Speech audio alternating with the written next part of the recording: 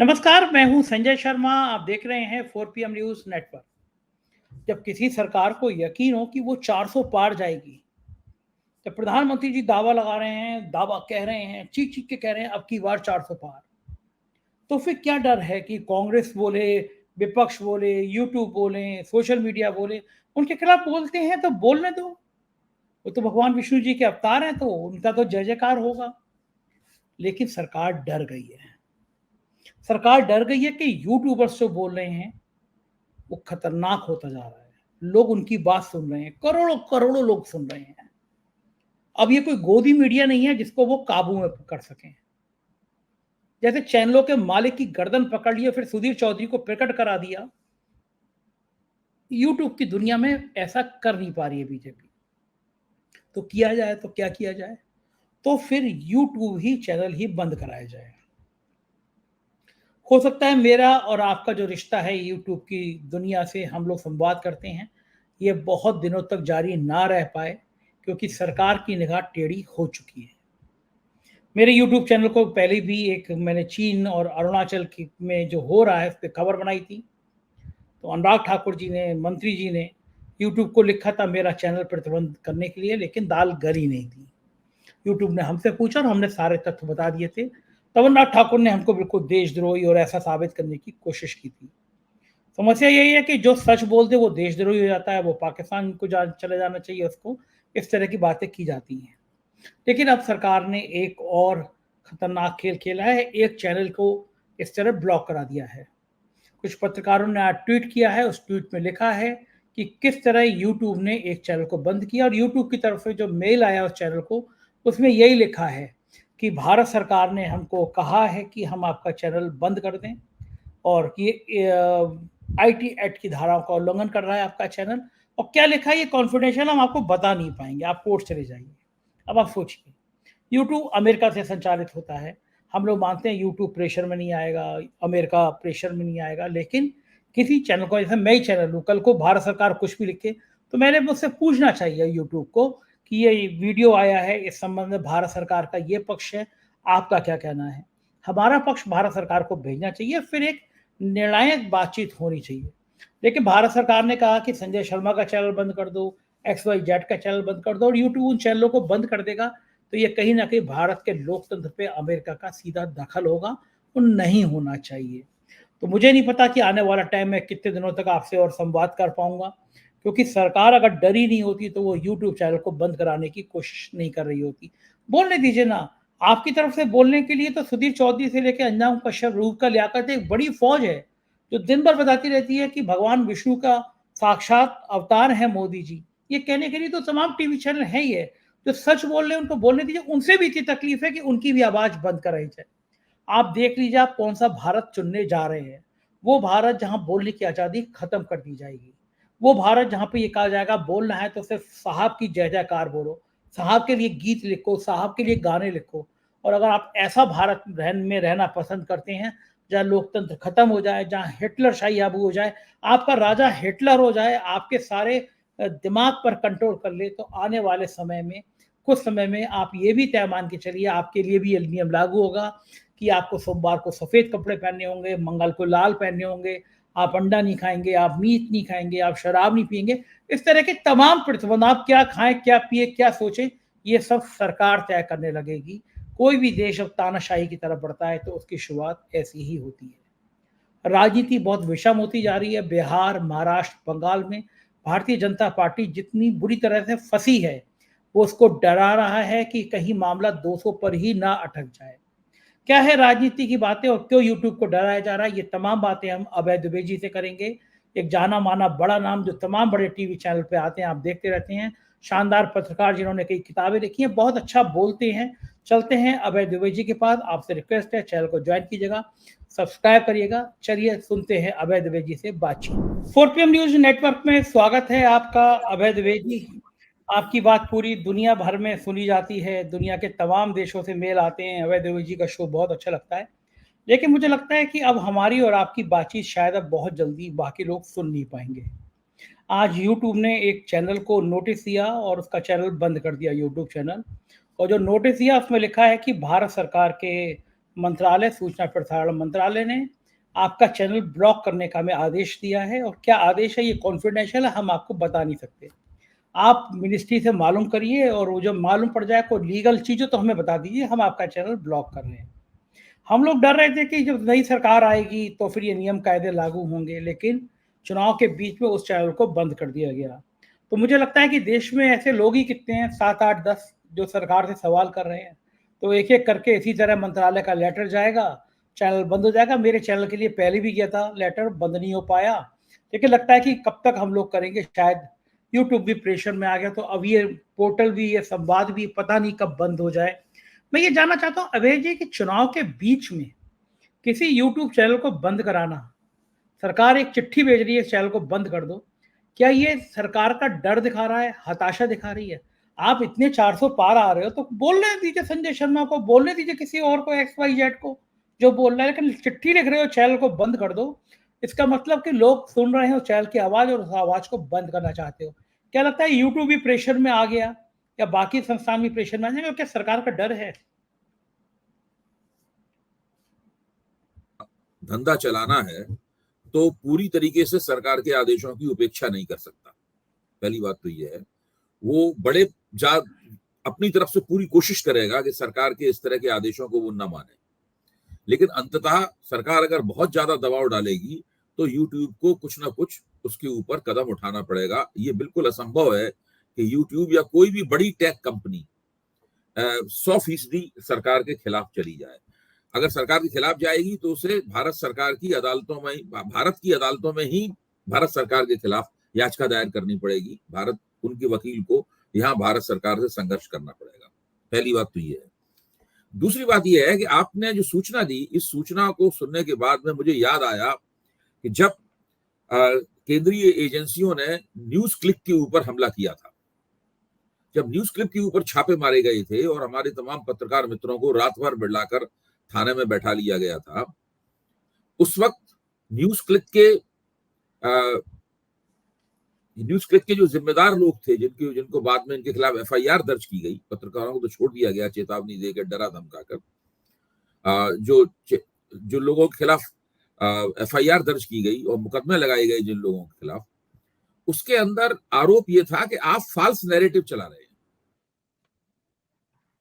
अब आप सोचिए, सरकार न्यूज क्लिक से कह रही है कि आप फाल्स नैरेटिव चला रहे हैं, आप इस देश के लोगों को एक फर्जी कहानी सुना रहे हैं। ये आरोप लगाया गया। तभी मेरे दिमाग में ये बात आई थी कि ये आरोप तो किसी के ऊपर भी लगाया सकता है, क्योंकि इस आरोप के लिए कोई आपको प्रमाण देने की आवश्यकता तो है नहीं। और हम लोग अपनी तरफ से भारत सरकार पर रोज आरोप लगाते हैं कि वो फाल्स नैरेटिव चला रही है। हाँ, सही बात है। मोदी जी का नैरेटिव मेरी निगाह में पूरी तरह फाल्स है।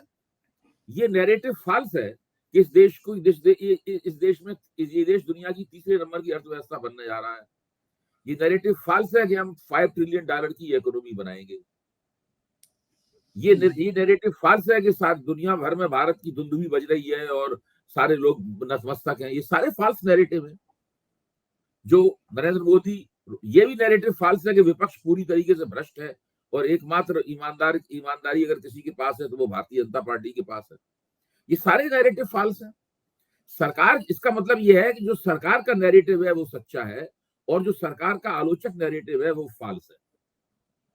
इसका मतलब ये हुआ। तो ये है एक समस्या सबसे बड़ी। ये जो YouTube के इस चैनल को बंद किया गया है, मैं ये समझता हूं कि ये एक तरह का पायलट प्रोजेक्ट है जो आजमाया होगा सरकार ने कि किस तरीके से उन चैनलों को बंद किया जाए जो चैनल हमारी आलोचना करते हैं। अगर ये पायलट प्रोजेक्ट कामयाब हो जाता है, उस चैनल को चाहिए कि अब वो अदालत में जाए इस बंदगी के खिलाफ।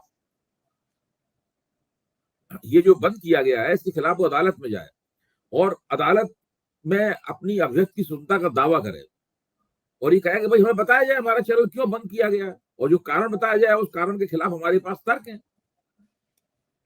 तो ये कह देना कि कोई फाल्स नैरेटिव चला रहा है इसलिए उसको गिरफ्तार कर लिया जाना चाहिए, उसके ऊपर रेड मारी जानी चाहिए, यूट्यूब के ऊपर कानून का दबाव डालकर उसके चैनल को ब्लॉक कर दिया जाना चाहिए, ये सारे के सारे अभिव्यक्ति स्वतंत्रता के हनन करने के तौर तरीके हैं और भारत में तानाशाही के लक्षण है। भारतीय लोकतंत्र में ये तानाशाही के लक्षण है। अभी हाल ही में एक एजेंसी ने, एक ग्लोबल एजेंसी ने जो डेमोक्रेसी की रेटिंग करती है, उसमें भारत को हाइब्रिड कैटेगरी में रखा है। यानी भारत में लोकतंत्र तो है, लेकिन उसके अंदर तानाशाही प्रवृत्तियां हैं। तो ये हाइब्रिड कैटेगरी धीरे धीरे हाइब्रिड नहीं रह जाएगी और फिर लोकतंत्र से घटकर भारत निरंकुशता की कैटेगरी में जा चला जाएगा। ये खतरा पूरी तरीके से मौजूद है। मैं पहले 4 PM के मंच पे भी मैंने ये बात कही थी कि 1 जुलाई को जो नई अपराध संहिता लागू होने वाली है, उस अपराध संहिता के बाद में हम लोगों का रहन-सहन, जीवन, कानून से हमारे रिश्ते, लोकतंत्र और सत्ता से हमारे रिश्ते, ये सारे के सारे पूरी तरीके से बदल जाने वाले हैं।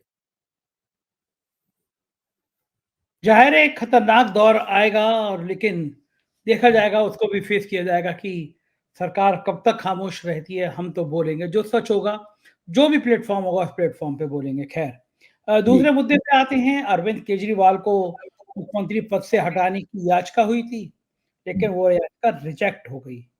तो संजय सिंह बाहर आए हैं और उसके बाद जो जोश और उफ़ान दिख रहा है, क्या हुँ। लग रहा है कि केजरीवाल की पार्टी को लगातार बीजेपी फ़ायदा दे रही है, मजबूरी में दे रही है, जानकर दे रही है, और ये उफ़ान कहाँ तक जाएगा?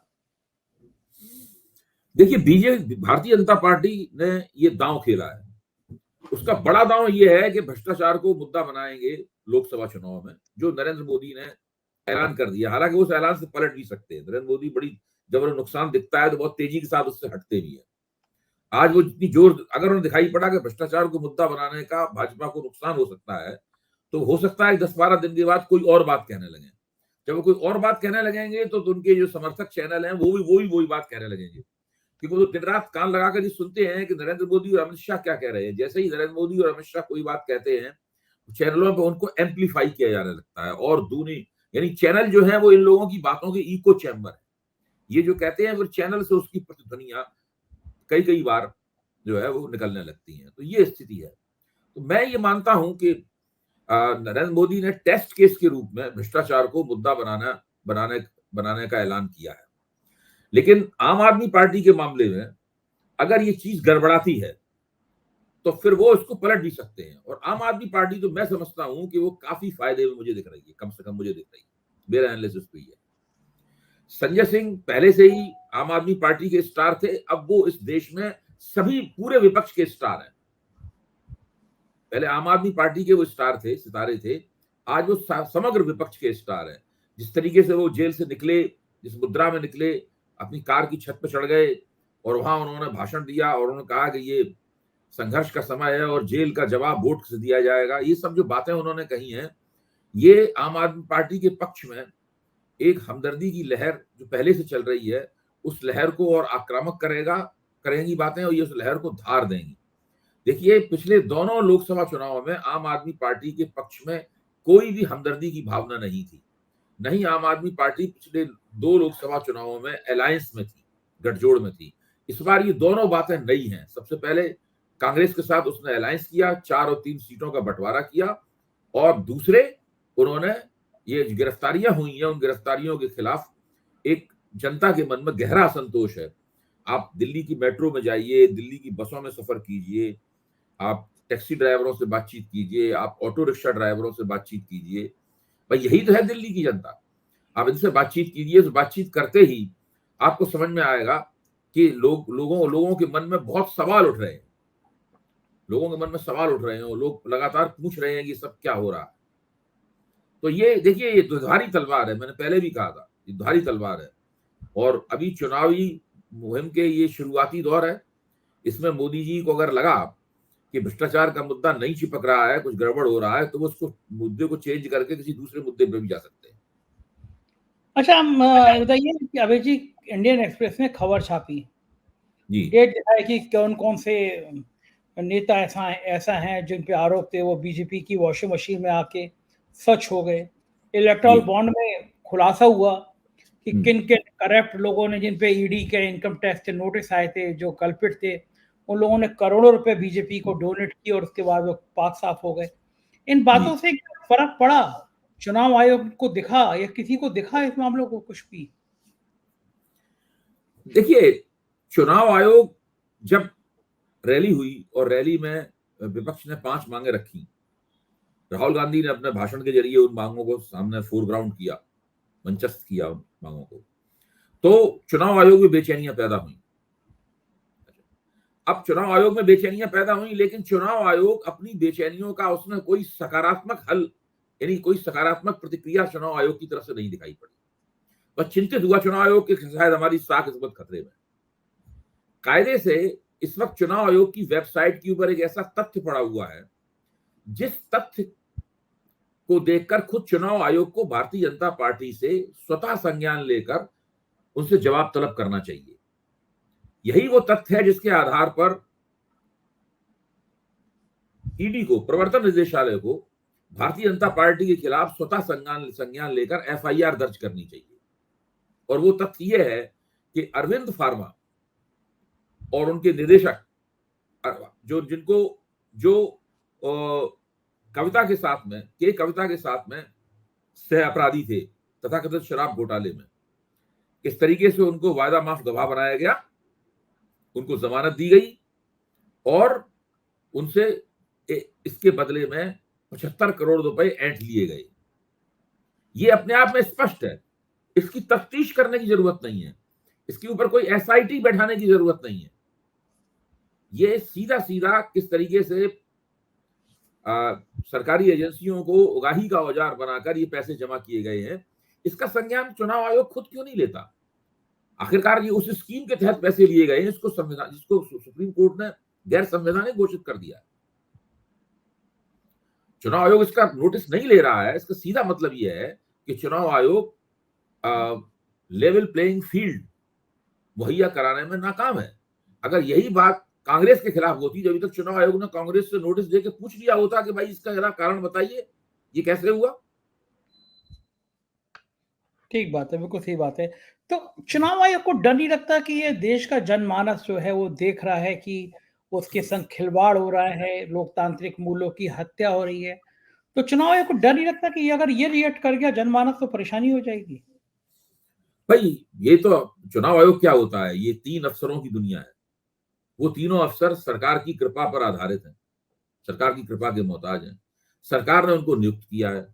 चुनाव आयोग के मानस में भी कहीं है, चुनाव प्रचार जो हो रहा है, जबरदस्त एक नैरेटिव चलाया जा रहा है कि इन्हीं की सरकार दोबारा आने वाली है, तो वो कोई इस किस्म का जोखिम नहीं लेना चाहते। लेकिन अगर कोई टीएन शेषन जैसा कोई मजबूत चुनाव आयुक्त होता तो वो इस मामले में नोटिस दे देता, इस मामले में कारण बताओ नोटिस जारी कर देता और हंगामा मच जाता सारे देश में। फिर उसी कारण बताओ नोटिस के आधार पर अदालतों में याचिकाएं जाती, फिर ईडी को भी सोचना पड़ता कि भाई अब क्या किया जाए, ईडी से डिमांड होने लगती, पूरे एक मुद्दा बन जाता। चुनाव आयोग उसको मुद्दा नहीं बनने दे रहा है, जबकि सबसे बड़ा मुद्दा तो यही है। सही बात है कि चुनाव आयोग बिल्कुल शांत होकर बैठ गया है। ये जो परिदृश्य है देश में, आज नीतीश बाबू ने कहा कि अब मैं इधर आ गया हूँ, मैं दोबारा वहां नहीं जाऊंगा। बिहार में कई सारे पेच फंस रहे हैं। चिराग पासवान की पार्टी के कई लोग इस्तीफा दे दिए उनके चयन को लेके। पप्पू यादव निर्दलीय लड़ रहे हैं। बिहार के जो संकेत आ रहे हैं वो बड़े अहम हैं, क्योंकि एक पक्ष है जो कह रहा है कि बीजेपी को बहुत भारी डेंट लगने वाला है बिहार से, दूसरा कह रहा है कि नीतीश को ज्यादा डेंट लगने वाला है, तीसरा कह रहा है कि पहले जैसे हालात रहेंगे। बिहार की राजनीति को थोड़ा समझाइए अभय जी कि आप कैसे महसूस करते हैं बिहार के? संजय जी, मैं दिल्ली में रहता हूं और दिल्ली बिहारियों से भरी हुई है। दिल्ली की डेमोग्राफी चेंज हो गई है, दिल्ली की जनसंख्या पूरी तरह बदल चुकी है। यहाँ उत्तर प्रदेश से आने वाले लोगों और बिहार से आने वाले लोगों का ही बोलबाला है। और दिल्ली में किसी भी अच्छे पढ़े लिखे बिहारी से जो किसी सरकारी नौकरी में हो, जो गजेटेड ऑफिसर हो, आप उससे बात करके देखिए। मैंने ऐसे कम से कम 40-50 लोगों से बातचीत की है और वो सब लोग कहते हैं कि बिहार में भारतीय जनता पार्टी को काफी जबरदस्त धक्का लगने वाला है। पहली बात तो वो ये कहते हैं, और ये सारे के सारे ऊंची जातियों के लोग हैं। ये कोई मतलब यादव या दलित जातियों के लोग नहीं है, सारे सारे ऊंची जातियों के लोग हैं जो बिहार में भारतीय जनता पार्टी के समर्थक हैं। लेकिन दिल्ली में बैठ के जब वो देख रहे हैं अपने राज्य की परिस्थिति पर, तो 2-3 बातें वो कहते हैं, वो मैं आपके साथ शेयर करना चाहता हूँ। पहली बात ये कहते हैं कि बिहार में भारतीय जनता पार्टी को झटका लगने वाला है। दूसरी बात ये कहते हैं कि तेजस्वी यादव ने उस प्रक्रिया की शुरुआत कर दी है कि जनता उन्हें लालू यादव से अलग करके देखने लगी है। यानी लालू यादव के ऊपर जो जंगल राज का आरोप था, तेजस्वी यादव को जनता जंगल राज का नुमाइंदा नहीं मानती। तो वो उसको उनको अलग करके देखती है जनता। और यही तेजस्वी यादव का सबसे बड़ा यूएसपी है, जो कि उन्हें मुस्लिम यादव जो जनाधार है राष्ट्रीय जनता दल का, उस जनाधार के अलावा भी वोट लेने की संभावनाओं को खोलता है उनके लिए। और ये बहुत ही महत्वपूर्ण बात है। ये दो बातें आमतौर पर आप उन सब लोगों द्वारा सुनेंगे जो लोग जिनकी जिनके समुदाय बिहार के अंदर भारतीय जनता पार्टी का पुराना पुराना आधार है। ठीक बात है, इसमें कोई शक नहीं कि तेजस्वी का ग्राफ बड़ा है। तो आपको लगता है कि नीतीश अपने वो जीवन की एकमात्र राजनीति उदीयमान नेता है, मैं कहता हूं बिहार के एकमात्र उदीयमान नेता है। बिहार में किसी नए नेता का अगर उदय हुआ है तो वो तेजस्वी यादव है। तो नीतीश को अंदाजा था कि इस बार इतना जब पलटेंगे तो इस बार इतनी बड़ी गलती हो जाएगी, इतना नुकसान हो जाएगा? नहीं, नीतीश कुमार को तो अब समझ में आ गया है कि गलती तुमसे हो ही गई है। वो अगर इधर ही रहते तो बेहतर था। वो लोकसभा चुनाव में तेजस्वी यादव के साथ मिलकर वो लोग बहुत अच्छे परिणाम निकालते। लेकिन अब तो वो अब दोबारा पलटना उनके लिए फिलहाल मुश्किल है। अब वो विधानसभा चुनाव से पहले पलटने के बारे में सोच सकते हैं, लेकिन अभी लोकसभा चुनाव में तो इसी तरह उन्हें लड़ना पड़ेगा। मुझे तो लगता है कि सबसे ज्यादा नीतीश कुमार की पार्टी फंसी हुई है। ये नीतीश कुमार ने जो पलटी मारी है, इसका सबसे बड़ा दंड अगर किसी को मिलेगा तो नीतीश कुमार और उनकी पार्टी को ही मिलेगा। तो वो जो फायदा है सबसे ज्यादा वो उनकी पार्टी फंसी हुई है। और उनको लग रहा है कि ना तो देखिए, अभी वहां पर एक मीटिंग एनडीए ने की थी। वो मीटिंग ये की थी, इसलिए की गई थी मीटिंग कि जो एनडीए के घटक दल हैं, पहले तो पिछले चुनाव में केवल 3 घटक दल थे, भारतीय जनता पार्टी और नीतीश कुमार की पार्टी और रामविलास पासवान की पार्टी। लेकिन अब इन घटक दलों की संख्या बढ़ गई है। रामविलास पासवान की पार्टी के भी 2 हिस्से हो गए हैं। एक उपेंद्र कुशवाहा की पार्टी है, एक मदन सहनी की पार्टी है, एक पार्टी जितेंद्र राम मांझी की पार्टी है, एक नीतीश कुमार की पार्टी है। 4, 5, 6 अब 7 हो गए घटक। अब ये 7 घटक दलों का एक मीटिंग की गई ताकि इनके बीच में आपसी झगड़े जो हैं उस मीटिंग में निकल जाए, भड़ास सारी निकल जाए। तो मीटिंग में सारे के सारे नेताओं ने जम के दोस्ती की एक्टिंग की। सब लोगों ने साथ साथ खड़े होकर तस्वीर खिंचाई, हंसी खुशी सब लोग अपने घर चले गए। लेकिन इस बात को ये गारंटी नहीं माना जा सकता कि एक के वोट दूसरे को ट्रांसफर होंगे। ये हाँ, असंभव है। दल दल मिल गए, दिल नहीं मिले, ये लाइन कही जी जाती जी। है, वो बिहार में दिख भी रहा है। अच्छा, महाराष्ट्र में क्यों इतना पेच फंस गया? महाराष्ट्र की राजनीति किसी को समझ नहीं आ रही कि किस दिशा में जा रही है, क्योंकि उत्तर प्रदेश के बाद सबसे ज्यादा सीटें महाराष्ट्र की आती हैं और महाराष्ट्र में कोई कैलकुलेशन बैठ नहीं रही है कि क्या होने जा रहा है। क्या लगता है आपको? दोनों तरफ महाराष्ट्र की स्थिति ऐसी है, उसमें भाजपा भी पेच में फंसी हुई है और भाजपा विरोधी जो महाविकास अघाड़ी है वो भी पेच में फंसी हुई है। उसका भी समीकरण सेटल नहीं हो पा रहा है और उनका समीकरण भी सेटल नहीं हो पा रहा है। असल में जब एक एक राज्य की 2 बड़ी पार्टियां टूट जाती हैं और एक पार्टी थोड़ी कमजोर हो जाती है, जैसे कांग्रेस 2019 के मुकाबले और 2014 के मुकाबले महाराष्ट्र में अपेक्षाकृत कमजोर है इस बार। और बाकी दोनों पार्टियां जो महाविकास अघाड़ी की पार्टियां थी, उनको भारतीय जनता पार्टी ने स्प्लिट कर दिया है कि नहीं। अब भारतीय जनता पार्टी के पास उनका एक एक हिस्सा है। तो और दल बदल की प्रक्रिया भी लगातार चल रही है महाराष्ट्र में। मतलब दल बदल की प्रक्रिया रुकने का नाम नहीं ले रही है। अब संजय निरुपम उधर जा रहे हैं, तो वो प्रोसेस चल रहा है। इसलिए समीकरण दोनों ही पक्षों में सेटल नहीं हो पा रहे हैं। दोनों ही पक्ष विश्वास के साथ नहीं कह सकते हैं कि उन्हें जिस आदर्श समीकरण की खोज थी लोकसभा चुनाव के लिए, वो उन्हें प्राप्त हो गया है। ठीक बात है, महाराष्ट्र में चूंकि सबसे ज्यादा सीटें देता है तो सबके ब्लड प्रेशर भी हाई हो रहे हैं कि क्या होगा। एक बड़ा जी। मुद्दा, मैंने पिछले दिनों मुंबई में बात करी कुछ लोगों से। एक हम्म, बड़ा मुद्दा बन रहा है अभय जी कि महाराष्ट्र के बहुत बड़े बड़े उद्योग उठा के गुजरात भेज दिए गए। तो हम्म। महाराष्ट्र के लोगों में ये है कि हमारा रेवेन्यू कम हुआ, गुजरात ही बनता जा रहा है। ये गुजरात के प्रति ये जो गुस्से वाला भाव है महाराष्ट्र में, क्या ये कुछ काम करेगा महाराष्ट्र में? देखिए, जब जब संयुक्त महाराष्ट्र आंदोलन चल रहा था तो उस वक्त भी एक इस बात की भावना थी कि बंबई गुजरात की राजधानी बनेगी या महाराष्ट्र की राजधानी बनेगी, इस बात पर विवाद था। हम्म, तो बंबई अंततः महाराष्ट्र के हिस्से में आई और वो कोई छोटे मोटे आंदोलन नहीं था। उसके अंदर फ्लोरा फाउंटेन के ऊपर गोलियां चली थी और वो सब लोग मारे गए थे प्रदर्शन कर। आज तक वहां पर स्मारक बना हुआ है फ्लोरा फाउंटेन के ऊपर। हम्म। तो वो कोई आसानी से नहीं प्राप्त हुई है बंबई महाराष्ट्र को। और बंबई के ऊपर जो गुजराती आ, उद्योगपति हैं, गुजराती कारपोरेट ताकतें हैं, उनका बड़ा भारी प्रभुत्व भी है वहां पर। तो वो बहुत शक्तिशाली भी हैं बम्बई में। तो वो एक समस्या है। और बाल ठाकरे ने तो अपना कैरियर ही गुजरातियों और दक्षिण भारतीयों के खिलाफ हमले करने के साथ बनाया था। वो मुसलमान विरोधी पहलू उनके अंदर बाद में प्रकट हुए थे। शुरू में तो वो गुजरातियों और दक्षिण भारतीयों के ऊपर हमले ही करते थे, उनके ऊपर मराठी मानुस का सवाल जो उठाते थे। तो वो एक पुरानी स्थायी समस्या है। अब वो इस चुनाव में, चूंकि इस चुनाव में देश की सत्ता भी 2 गुजरातियों के हाथों में है, नरेंद्र मोदी और अमित शाह के हाथों में है, तो इस चुनाव में वो किस रूप में वो चीज सामने आती है, इस पे हम लोगों को निगाह रखनी पड़ेगी। सही बात है। और तीसरा बड़ा राज्य जो है बहुत मुसीबत बना हुआ है बीजेपी के लिए, बंगाल। जी। बंगाल में आपको क्या लग रहा है, आप प्रधानमंत्री जी बड़े जोर शोर से वहां ललकार कर आए हैं, कुछ फर्क पड़ेगा? भाई, प्रधानमंत्री की जबान पर संदेश खाली चढ़ा हुआ है और भारतीय जनता पार्टी के प्रवक्ताओं की जुबान पर संदेश खाली है, और संदेश खाली को केंद्र बनाकर वहां पर ममता बनर्जी के खिलाफ बातें कही जा रही हैं।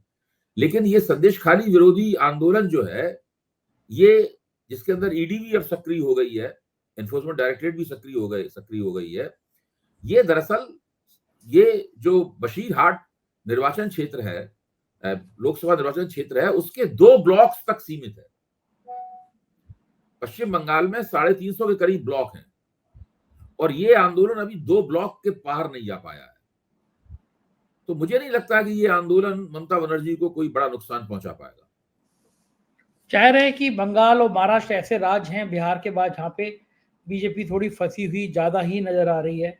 देखते रहेंगे, निगाह बनी रहेगी। बहुत बहुत शुक्रिया अभय जी, आपने इतना समय दिया, आभार आपका। आपने सुना, ये थे अभय दुबे जी, अपनी बात कह रहे थे, समझा रहे थे कि देश के लोकतंत्र का भविष्य कैसा होने वाला है।